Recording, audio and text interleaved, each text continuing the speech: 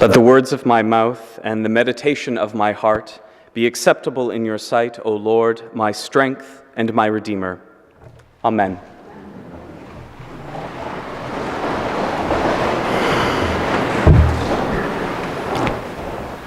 There is maybe nothing more disheartening than when the role models in your life don't quite meet the expectations you've set for them. I remember lying in bed one night when I was very young, maybe 6 or 7, and being terrified by the rattling of my windows on a particularly windy night. I asked my sister, who I was still sharing a room with at the time, to go get Mum so she could fix the problem. Though I didn't recognize it at the time, my request was based on 2 assumptions. First, that my mother existed primarily to do what I asked of her. And second, and more importantly, that my mother could do anything, including stopping my windows from rattling in a storm. So imagine my horror when my sister came back saying there was nothing Mum could do about the wind. Nothing she could do about the wind? I was in utter disbelief. How was it that my mother, the only omnipotent being I knew in my life, was unable to do anything about a problem that was clearly causing her only, and therefore favorite, son such distress? I went through all the classic stages of grief. First, there was denial. Surely nothing was beyond my mother's ability. Then came anger. Obviously, she could fix the problem, but was refusing to do so, merely to spite me. I don't remember trying to bargain exactly, but I'm sure I imagined some scenario where I went to her and begged for help. But then came an all too real sadness from the realization that perhaps maybe, just maybe, my mother wasn't capable of solving every problem that came my way. At 6 or 7, I was old enough to understand the implications of this, that Mum was just a person like I was. More experienced, yes, but not all-powerful.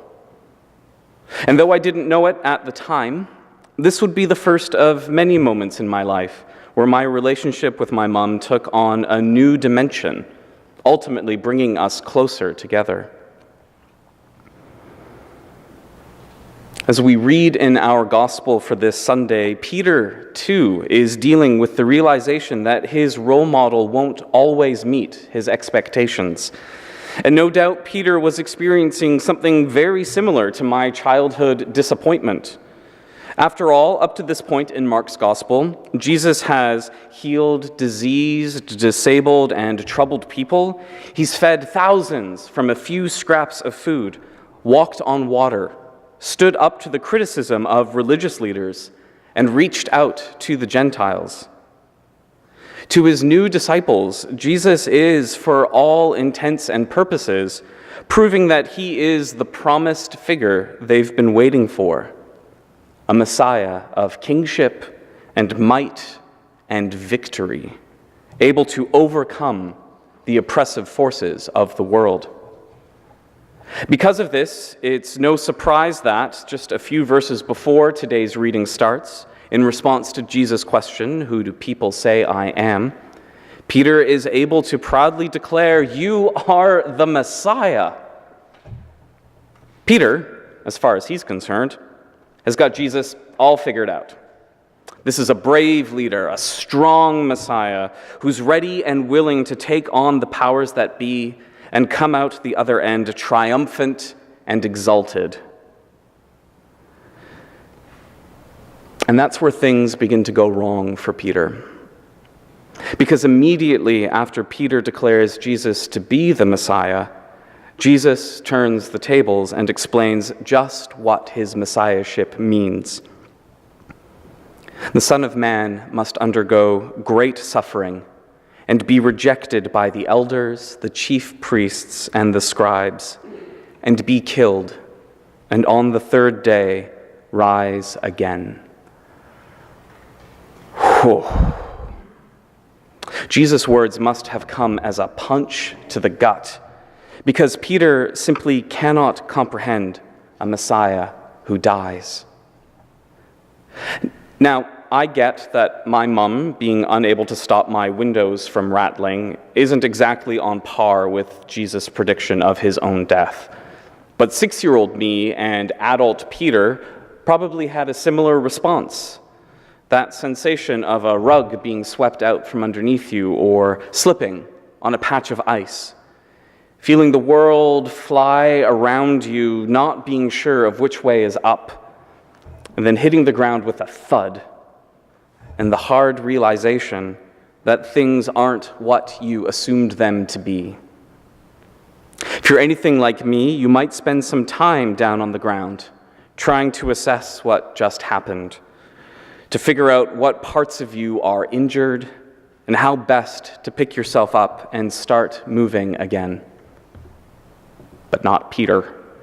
Peter jumps right up and tries to pretend that nothing has happened. He is so adamant that he hasn't fallen and that nothing has changed that he pulls Jesus, his own teacher, aside and begins to rebuke him. Jesus doesn't mince words, and his response to Peter is short and to the point. "Get behind me, Satan, for you are setting your mind not on divine things, but on human things." In its earlier Jewish context, the Satan wasn't the figure of the devil that we might conceive of today. Rather, it was a kind of stand-in for anything that tempted God's people away from God, as can be seen in the book of Job, for example. So even though by the 1st century the character had become more of the stock figure we think of, this original conception should be kept in mind. Jesus calls Peter Satan not because he is the literal devil, but because he is trying to tempt Jesus away from the path that God has laid out for him, the path that leads to suffering and death on the cross. Now, it's easy for us to forgive Peter's lack of understanding. After all, the church is founded on the fact that Jesus rose from the dead. We are, at the end of the day, an Easter people. But Peter refused to accept that God's glorification must come through suffering. And it's just as tempting for us to skip over the more difficult parts of the gospel and jump right to Easter. But to do so is to miss the thrust of Jesus' ministry, especially as it's presented in the gospel according to Mark. Mark's gospel is unique in 2 ways. Notably, it contains no resurrection appearances of Jesus. Rather, it ends with Mary Magdalene, Mary, the mother of James, and Salome finding the empty tomb and fleeing in fear. The second unique thing about the gospel is that it contains almost no teaching material. Jesus speaks in parables, he heals the sick and casts out demons, and he argues with the religious leaders. But those longer discourses, like the Sermon on the Mount, are missing from Mark. So when Jesus says, "If any want to become my followers, let them deny themselves and take up their cross and follow me," we are left to wonder, what exactly does he mean? Mark's Jesus teaches through actions, not through words. And he expects his disciples, both past and present, to do as he does, to heal the sick, feed the hungry, challenge those in power, and reach out to those in need. The community Mark's gospel was likely written for was one suffering under persecution, where to follow Jesus meant risking your life for his sake. In 21st century America, Christianity is not under the same kind of attack. Though some may question our beliefs, no one's life is at risk in this country for declaring that Jesus Christ is Lord. So where does that leave those of us who, by and large, are not being persecuted for righteousness' sake? How do we deny ourselves and take up our cross and follow Jesus? Commentator and New Testament professor Jouette Bassler suggests that denying oneself has significance even for communities not undergoing active persecution. At its most basic level, she says, it means removing oneself from the center of one's concerns, relinquishing status and power in favor of service to others. Those who deny themselves in this way will also receive an eternal reward. End quote. Jesus' ministry, and therefore God's will, appears to Peter and to us as a paradox, a seeming contradiction in terms. Rather than coming in might and power, God comes to us as a baby, wrapped in swaddling clothes and laid in an animal's food box.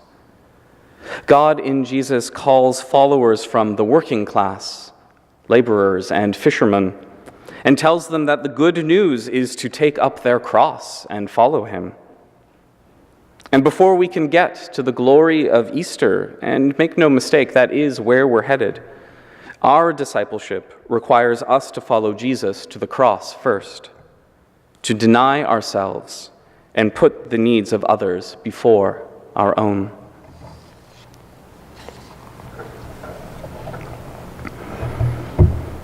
You may have noticed that the beginning of my sermon never made it to the fifth stage of grief, acceptance. After the incident with the windows, it wasn't long before I came to accept that my mum was a human like I was, limited in some ways, but extraordinary in others. Throughout my life, both my parents have done all they can for me, empowering me to go out and do the same for others. Like a mother, God's love for us knows no bounds. The call to deny ourselves and take up our cross doesn't demand that we negate ourselves to the point of neglect. Rather, it reminds us that all we have comes from God. And for those of us who have been given so much, it asks, what can I give in return? Amen.